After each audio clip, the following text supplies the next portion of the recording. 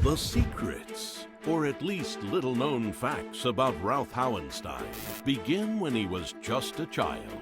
Some say he was forever changed by his parents' choice of clothing. Others say that the fashion trend of baggy pants among today's younger generation is directly attributable to Ralph. His first job was working behind the soda counter at a store on Cherry Street, where he learned the value of upselling to unsuspecting clients. And when a strange illness of heart trouble began to spread among the ladies of Central High, it was discovered that Ralph was at the root of the trouble. Fortunately, the young Hauenstein was light of foot and fast. In fact, his relay team took second place in the state championship.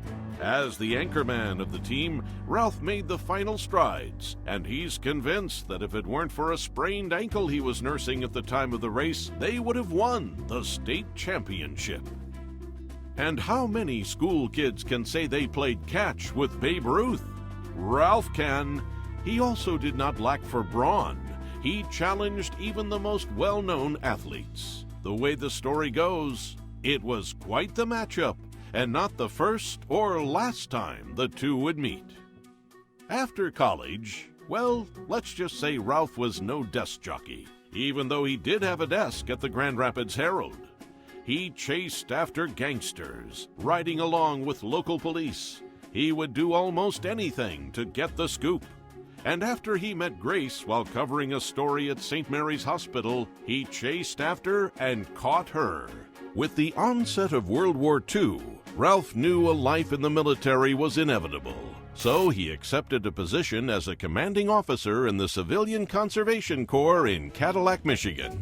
Around that same time, Ralph was exploring his musical side, hanging around Idlewild with all the big names from the community of black musicians. His brush with celebrities didn't stop when he began his journey in World War II. While in London, he would frequent the Senior Officers Club, and the likes of Jimmy Stewart, Gene Raymond, and Clark Gable would make an appearance now and then. He has even tipped a few with the best of them, including Ernest Hemingway, who probably gave him some writing tips. But it was his leadership during World War II that gave him celebrity status in his own right. For many years, Ralph was mum about his work in the military, but we know he recovered the code book that changed the course of the war. When he arrived in Paris, he was concerned about leaking intelligence, so he closed the brothels indefinitely. On April 29, 1945, he was the first American to set foot and liberate Dachau, the first concentration camp in Germany. Just prior to that, he made another historical step when Field Marshal von Rundstedt surrendered his arms to him. He should be called Sir, not just as a sign of respect, but because he really is a knight. Ralph Hauenstein certainly helped write a few or more pages in the history books, and his work in the business world after World War II is also worth writing about. After the war, one of his first calls was to friend David Rockefeller, who set Ralph up in New York City to get started in the business world. That is where his business-savvy ways truly began. Ralph has a thing for machinery, specifically the kind that manufactures food. He's shipped bakery machines around the world. Here at home, he's also left his mark.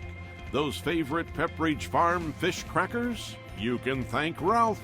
The same for Little Debbie Swiss roll cakes and Andy's mints. And his relationship with so many of our beloved Grand Rapids favorites, such as Jay Van Andel, Fred Meyer, Peter Cook, and Peter Wegge, are all such wonderful examples of enduring friendships. Yes, there's no doubt that there are many more secrets to Ralph's life, but there are some things he's willing to share, like tips for reaching 100. So get ready, here they are. Get 10 minutes of sunshine every day. Ride 2 miles on the gym's stationary bike. Don't eat organic food. Have 1 glass of Finlandia neat every day. When you get the chance, dance. Oh, and one more thing that's no secret. I want to finish by telling you a story about an incredible man. And I thought about him earlier as I listened to Ralph Hauenstein. What a cool cat, by the way. Who's the rock star here tonight?